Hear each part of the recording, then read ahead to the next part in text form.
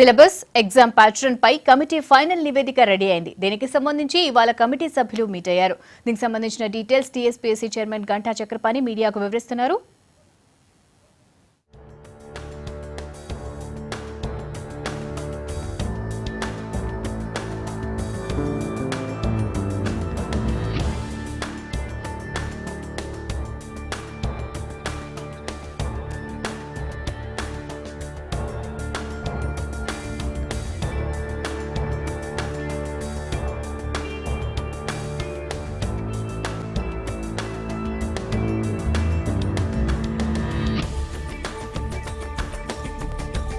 GO విడుదల చేస్తుంది, ఉత్తర్వులు విడుదల చేస్తుంది.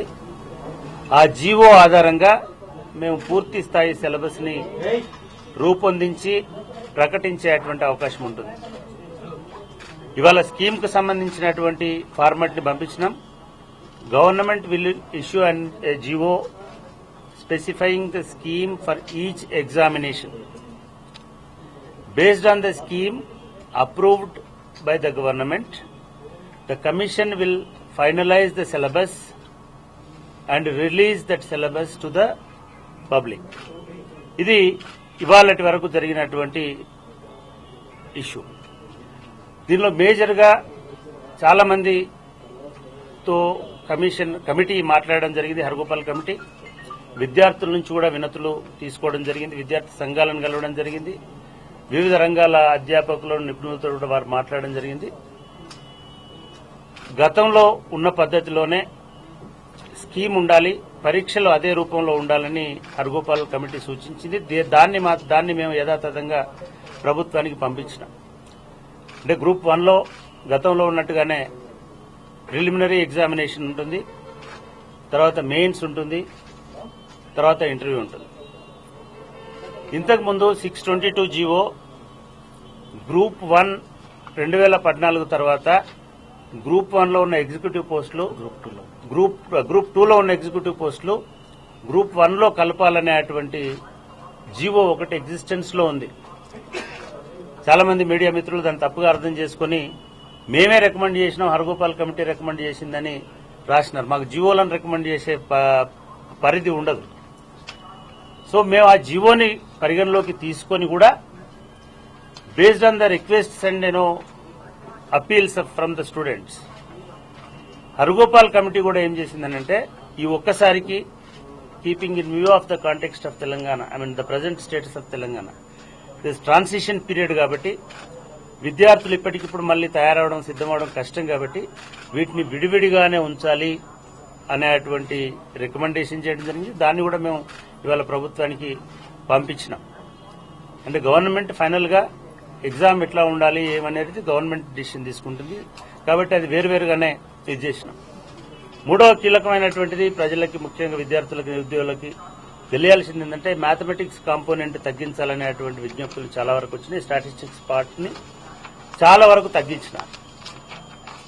తగ్గించినారు. మొత్తానికి ఉండదని రాయకండి, ఉంటుంది. But they reduced it to maximum extent. అట్లాగే సైన్స్ అండ్ టెక్నాలజీ దీనికి సంబంధించిన దాంట్లో చాలా మంది నిన్న మా ఆంధ్రజ్యోతి మిత్రులు కూడా గ్రూప్ 1 సిలబస్ మారదు అని అన్నారు. నేను ఆ మాట ఎక్కడ అనలే. హిందూ వాళ్ళేమో చాలా పాపం స్పష్టంగా రాసినారు, స్కీమ్ లో మార్పు ఉండదని రాసినారు. ఇప్పుడు కూడా చెప్తున్నాం, స్కీమింగ్ లో ఎటువంటి మార్పు లేదు. సిలబస్ లో తెలంగాణ ఆస్పెక్ట్ దయచేసి మాట్లాడడం కొంచెము, తెలంగాణకు సంబంధించినటువంటి చరిత్ర, తెలంగాణ సంస్కృతి, తెలంగాణ ఆర్థిక వ్యవస్థ, తెలంగాణ సామాజిక స్థితిగతులు, దాంతోపాటు తెలంగాణ ఉద్యమ చరిత్ర మొత్తం కూడా పరీక్షల్లో వచ్చే అవకాశం ఉంటుంది. ఇది కేవలం హిస్టరీ, ఎకానమీ, సొసైటీ ఇదే కాకుండా 1968 నుంచి 1953 నుంచి 1948 నుంచి 2014 వరకు వచ్చి జరిగినటువంటి పరిణామాలు కూడా సిలబస్ లో చోటు చేసుకునేటువంటి అవకాశం ఉంటుంది. ప్రధానంగా ఇవి మిగతా వాటిలలో స్కీమ్స్ లో ఎటువంటి మార్పు లేదు. గతంలో ఎటువంటి పరీక్షా విధానం అయితే ఉందో గ్రూప్ 2 కు సంబంధించి మల్టిపుల్ చాయిస్ అనేటువంటిది చాలా మంది చెప్పినారు, మల్టిపుల్ చాయిస్ లోనే ఉంటుంది. అట్లాగే గ్రూప్ 4కి కొంతమంది వ్యాసరూప ప్రశ్నలు అన్నారు, ఉండవు. Group 4 is simple group 4, clerical aptitude మిగతా వాటిని టెస్ట్ చేసి జీకే తప్ప మిగతా గ్రంథాలు రాసేది ఏమి ఉండదు దాంట్లో. ఒక ఇంపార్టెంట్ ఏంటంటే టీచర్స్ రిక్రూట్మెంట్, ముఖ్యంగా మాకు లెక్చరర్స్ రిక్రూట్మెంట్ కూడా ఒక కీలకమైనటువంటి అంశంగా ఉంది. కాబట్టి హరగోపాల్ కమిటీ రికమెండ్ చేసింది ఏమిటంటే టీచర్స్ కి సంబంధించినటువంటి ఎగ్జామినేషన్ కొంత జనరల్ స్టడీస్ లోనే డిఫరెంట్ గా ఉండాలని అనుకున్నారు. సో గతంలో ఉన్న దానిలోంచి ఈ టీచర్స్ ని, ముఖ్యంగా లెక్చరర్స్ రిక్రూట్మెంట్ ని మేము 3 రిక్రూట్మెంట్స్ చేస్తాం. Degree colleges, junior colleges, polytechnic colleges. వీళ్ళ జనరల్ స్టడీస్ విద్యా విధానం పైన, ఎడ్యుకేషన్ ఫిలాసఫీ పైన, ఎడ్యుకేషన్ సైకాలజీ పైన ఫోకస్డ్ గా ఉండేటట్టుగా వాళ్ళ జనరల్ స్టడీస్ ఉంటే బాగుంటుంది. Instead of regular general studies who కంటే ఇట్లా ఉంటే బాగుంటుంది అనేటువంటి ఒక సిఫార్సు చేసినారు. మేము దాన్ని ఆమోదించినాం, దాన్ని ప్రభుత్వానికి పంపిస్తున్నాం. గతంలో గెజిటెడ్ ఆఫీసర్స్ స్కీమ్ లో భాగంగా ఉన్న టీచర్స్ కంప్లీట్ మొత్తాన్ని సపరేట్ చేసి టీచర్స్ కు ఒక సపరేట్ రిక్రూట్మెంట్ ప్యాటర్న్ ని పెట్టాలనేటువంటి, టీచర్స్ అంటే మళ్ళీ ఉపాధ్యాయులని అనుకోకుండా, టీచర్లు అంటే ఆట కాకుండా లెక్చరర్స్ కి సంబంధించినటువంటి రిక్రూట్మెంట్ ని ప్రత్యేకంగా నిర్వహించాలనేటువంటిది ఒక మేజర్ డిసిషన్ తీసుకున్నాం. మిగతా అన్ని కూడా యథాతథంగా ఉంటాయి.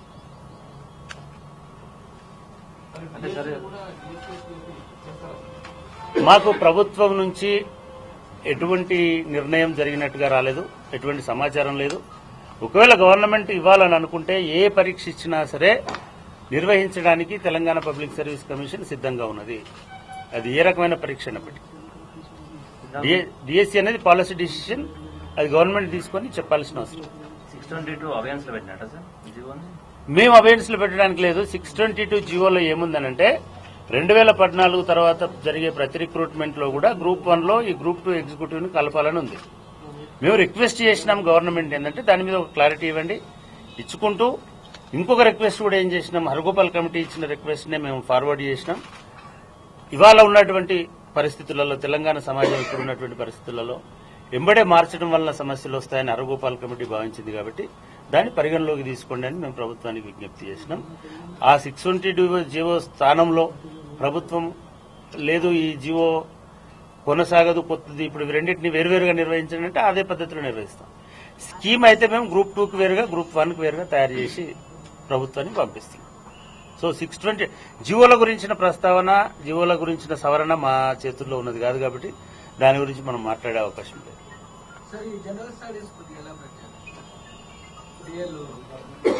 DL lecturers only education general స్టడీసే, ఎడ్యుకేషన్ ఫీల్డ్ ఫోకస్డ్ గా విద్యా సంబంధమైన విషయాలు, విధానాలు, సైకాలజీ, ఎడ్యుకేషన్ సైకాలజీ అటువంటి అంశాలను మేళవించి ఈ జనరల్ స్టడీస్ ఉండాలనేటువంటిది కమిటీ తీసుకున్న నిర్ణయం. అంటే ఒక టీచర్ గా, ఒక లెక్చరర్ గా వెళ్లాలనుకున్నటువంటి వ్యక్తికి విద్యకు సంబంధించిన మౌలిక సూత్రాలు తెలియాల్సిన అవసరం ఉంటే దానికి సంబంధించిన ప్రశ్నలు వేయాల్సినటువంటి అవసరం, విద్యకు ఉన్నటువంటి ప్రాధాన్యత ఏంటో తెలియాల్సిన అవసరం.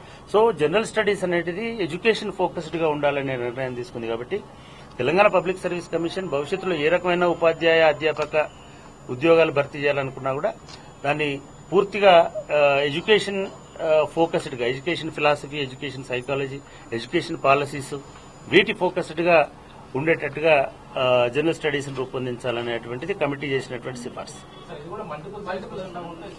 మల్టిపుల్ చాయిస్ ఉంటుంది.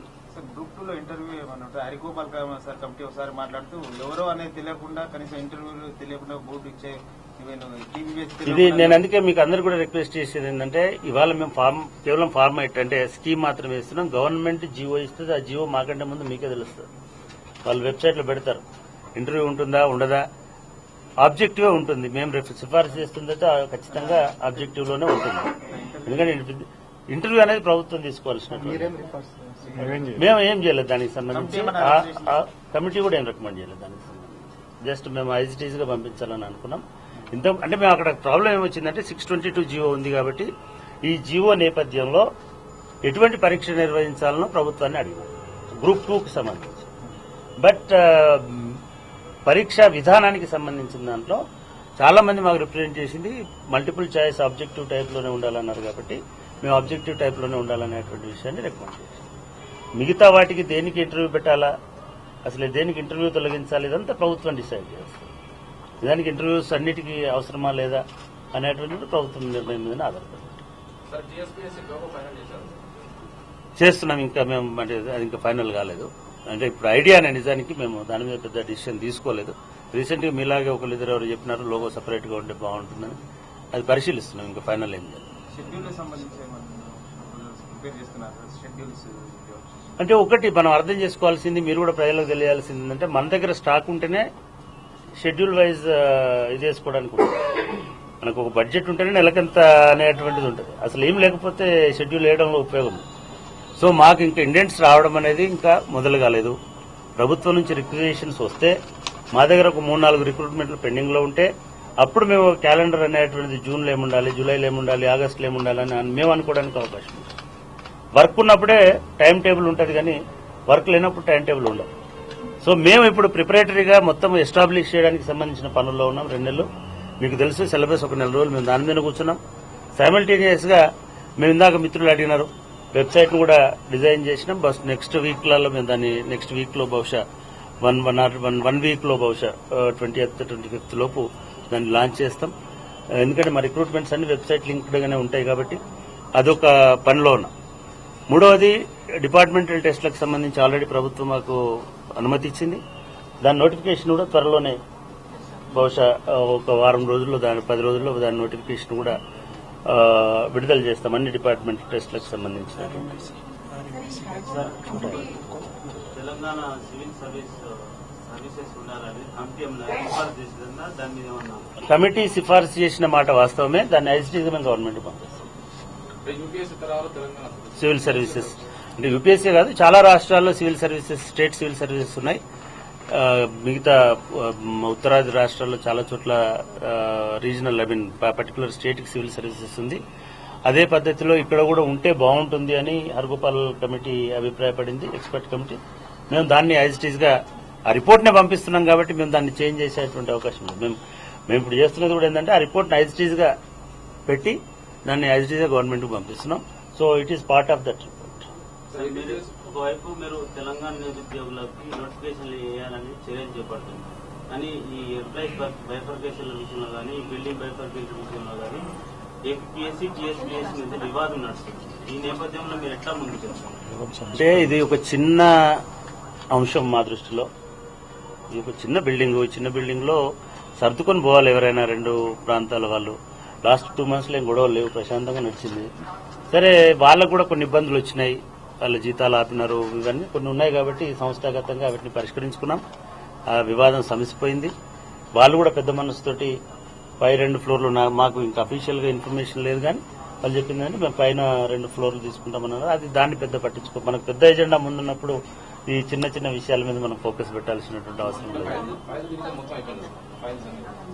ఇవాళ వరకు అయితే ఫైల్స్ మాకేం అందలేదు ఏపీపీఎస్సీ నుంచి. త్వరలోనే ఇస్తారనే ఆశాభావంతో ఉన్నాం.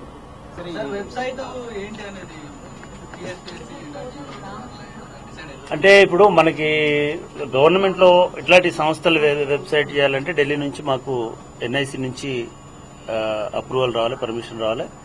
టెక్నికల్ గా కొన్ని ప్రాబ్లమ్స్ ఉన్నాయని వాళ్ళు దాన్ని అబెన్స్ లో పెట్టినారు, పెండింగ్ లో పెట్టినారు. మీన్ వైల్ మేము గవర్నమెంట్ ఆఫ్ తెలంగాణకి రాసినాం, ఐటీ డిపార్ట్మెంట్ కి. వాళ్ళు ఆల్టర్నేటివ్ అరేంజ్మెంట్స్ చేస్తున్నారు. ఇప్పుడు వెబ్సైట్ అడ్రస్ ఇప్పుడు ఇంకా ఫైనలైజ్ కాలేదు కాబట్టి ఇప్పుడే చెప్తే మీరు ఇప్పుడే రాస్తే ఇప్పుడే వాళ్ళు ఎంటర్ అయ్యి మళ్ళీ రేపు మళ్ళా వెబ్సైట్ పెట్టినారు రాలేదు అని అనకుండా మేము అడ్రస్ చెప్పదలుచుకోవట్లేదు. కాబట్టి త్వరలోనే ఒక వారం రోజుల్లో వెబ్సైట్ లాంచింగ్ వాళ్ళందరినీ కూడా మిమ్మల్ని పిలుస్తాం. సిలబస్ నిర్ణయం కాలేదంటున్నారు, కానీ ఒక పక్కేమో లక్షలాది మంది కోచింగ్ ఇస్తున్నారు. వాళ్ళ మీద ఏమన్నా కోచింగ్ ఇచ్చే వాళ్ళకి అంటే మేము కేవలం ఉద్యోగాల మాకు అప్లై చేసుకున్న వాళ్ళకి గైడ్ లైన్స్ ఇచ్చే వాళ్ళమే తప్ప బయట ఉన్న వాళ్ళకి మేము గైడ్ లైన్స్ ఇవ్వలేము. We are not government. మీలాగా మీడియా కూడా కాదు, పవర్ఫుల్ మీడియా అయితే మీరు గైడ్ లైన్స్ ఏమైనా చెప్తే దాని ప్రకారం వాళ్ళు నడుచుకోవాల్సి ఉంటుంది. మా దృష్టికి కూడా వచ్చింది. మా దృష్టికే కాదు, నిజానికి నాకు కూడా చాలా ఆశ్చర్యం వేసినటువంటి విషయం ఏమిటంటే నా మొబైల్ ఫోన్ కి ఒకరోజు మెసేజ్ వచ్చింది. అంటే బల్క్ మెసేజెస్ లో వాళ్ళు నాకు కూడా ఒక మెసేజ్ పంపించినారు. టీఎస్పీఎస్సీ కొత్త సిలబస్ ప్రకారం బ్యాచ్లు స్టార్ట్ అవుతున్నాయని. మేము కొత్త సిలబస్ కి సంబంధించిన దాన్ని ఓపెన్ చేసింది 11:28 ఇవాళ. నాకు 10 రోజుల క్రితమే కొత్త సిలబస్ ప్రకారం బ్యాచ్లు స్టార్ట్ అయింది. ప్రతి సబ్జెక్టుకి 12,000 అని ఒక ఆయన మల్లక్పేట నుంచి నాకు మెసేజ్ పంపించారు. ఇట్లా మిస్లీడ్ చేస్తున్నటువంటి సందర్భాలు మా దృష్టికి కూడా వచ్చినాయి. దాని మీద ప్రభుత్వం ఏమైనా చర్యలు తీసుకోవాల్సినటువంటి అవసరం ఉంటుంది, దాన్ని రెగ్యులేట్ చేయాల్సినటువంటి అవసరం అయితే ఉంటుందని నేను భావిస్తాను. సిలబస్ క్లోజ్ అయిందండి. ఇవాళ గవర్నమెంట్కి వెళ్ళిపోయింది ఆల్రెడీ. మా సెక్రటరీ గారు దాన్ని పంపించేసినారు.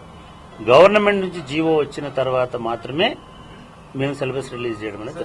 ఈ సిలబస్ సంబంధించి అంటే నిరుద్యోగులు పెద్ద ఎత్తున వెయిట్ చేస్తారు కాబట్టి సాధ్యమైన త్వరలో ఇవ్వాలని మార్పులు చేస్తారు. మళ్ళీ ఫ్యూచర్ లో ఈ ఒక 1 year తర్వాత మళ్ళీ ఏమైనా చేంజ్ చేసే అవకాశం ఉంది? అంటే అది 1 year తర్వాత ఇప్పుడు చెప్పడానికి అవకాశం లేదు. ఒకసారి మనం ఇవాళ జీవో వచ్చింది గవర్నమెంట్ నుంచి అంటే ఖచ్చితంగా 1 year వరకు మార్పులు ఉండవు. ఎప్పటి వరకు మార్పులు ఉండవో నేను చెప్పగలను, కానీ మళ్ళీ ఎప్పుడు మార్పులు ఉండవో చెప్పలేను. సో హర్గోపాల్ కమిటీ చెప్పింది ఏంటంటే ఫస్ట్ రిక్రూట్మెంట్ కాబట్టి ఇదే పద్ధతిలో పోనీయండి అని చెప్పినారు. మేము అవసరం అనుకుంటే మళ్ళీ కమిటీని పిలుస్తాము, లేదా ప్రభుత్వం పిలవమంటే మళ్ళీ పిలుస్తాము, లేదా మాకు మీలాంటి వాళ్ళ ఫీడ్బ్యాక్ వచ్చిన తర్వాత లేదు ఇది బాగుండదు అని అనుకుంటే నెక్స్ట్ ఎగ్జామ్కు మళ్ళీ అంటే మాకు ఎవ్రీ ఎగ్జామ్కు మార్చుకునేటువంటి రైట్ ఉంది. మీరు యూపీఎస్సీ ప్యాటర్న్ చూసినారు. యూపీఎస్సీ కూడా ఎవ్రీ ఎగ్జామ్కి ముందు నోటిఫికేషన్తో పాటే సిలబస్ రిలీజ్ చేస్తారు. ముందే సిలబస్ ఇచ్చి కోచింగ్ సెంటర్లను బతికించారు ఎవరు. సో మేము కూడా గవర్నమెంట్ నుంచి ఇప్పుడు స్కీమ్ వచ్చిన తర్వాత మాకు ఫస్ట్ ఇండెంట్ రాగానే మేము దాంతోపాటు సిలబస్ ఇచ్చేస్తాం. సిలబస్ ఇచ్చేస్తే అది ఫైనల్, అది ఆ ఎగ్జామ్కి అది ఫైనల్గా ఉంటుంది. సో అంటే ఈ సిలబస్ మనం ఎందుకు ఏ పేపర్లు ఉంటాయి, ఎన్ని మార్కులు ఉంటాయి, ఇవన్నీ ఎందుకు డిస్కస్ చేయట్లేదు అని అంటే ప్రభుత్వం మీరు రాస్తారు. ఇవాళ మీరు రాసిన వార్తలను ఆధారంగా చేసుకుని కోచింగ్ సెంటర్లు నడుస్తున్నాయి. ఐఎమ్ సారీ, మీరు సిలబస్ లో ఇంటర్వ్యూ ఉంటుందా, రిటర్న్ ఉంటుందా, లేకపోతే డిస్క్రిప్టివ్ ఉంటుందా అంటే వాళ్ళు రేపే స్టార్ట్ చేస్తారు. డిస్క్రిప్టివ్ బ్యాచ్ మళ్ళీ మొదలైంది. లేదు అనలిటికల్ అని అంటే మళ్ళీ అనలిటికల్ బ్యాచ్ మళ్ళీ మొదలైంది. సో ఇట్లాంటి ప్రజలను ఇబ్బంది పెట్టడం ఇష్టం లేదు, నిరుద్యోగులను ఇబ్బంది పెట్టడం ఇష్టం లేదు.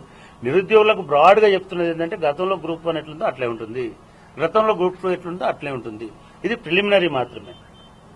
గవర్నమెంట్ నుంచి వచ్చిన తర్వాత దాన్ని మేము పాటించాల్సిన బాధ్యత ఉంటుంది, దాన్ని నిరుద్యోగులు కూడా పాటించాల్సిన అవసరం ఉంది. దాన్ని మనం మార్చలేము.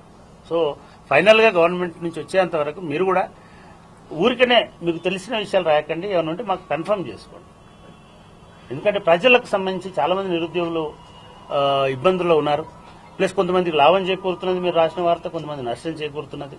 కాబట్టి అటువంటిది దయచేసి స్పెక్యులేషన్స్ కి తావు లేకుండా మీకు ఏ ప్రశ్నలో మమ్మల్ని అడగండి, మేము చెప్తాం.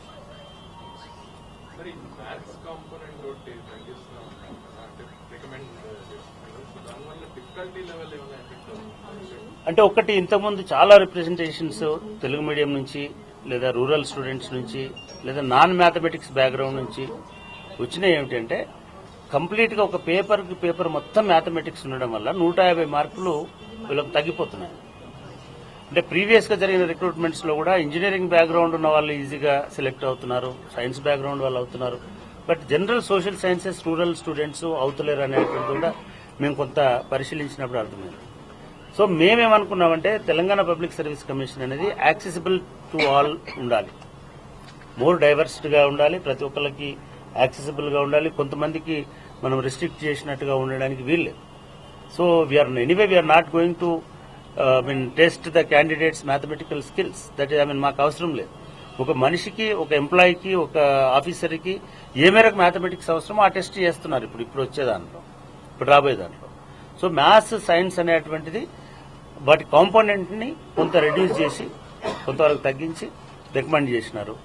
దాని ప్రకారం గవర్నమెంట్ అగ్రీ అయితే దాని ప్రకారం సిలబస్ రిలీజ్ చేస్తారు. ఇవాళ మాకైతే ఇప్పటి వరకు there is no information how many vacancies are there. Even government ఇప్పుడే గ్యాదర్ చేస్తుంది ఇన్ఫర్మేషన్. రీసెంట్లీ ఫైనాన్స్ డిపార్ట్మెంట్ వాళ్ళు ఒక సర్క్యులర్ పంపినారు, ఎగ్జిస్టింగ్ వేకెన్సీస్ ఎన్ని అనేటువంటిది. ఇది నంబర్ 1. ఆల్రెడీ మీ పత్రికల్లో వచ్చింది, ఒక సర్క్యులర్ పోయింది, అన్ని డిపార్ట్మెంట్ నుంచి ఎగ్జిస్టింగ్ వేకెన్సీస్ తీసుకుంటాం.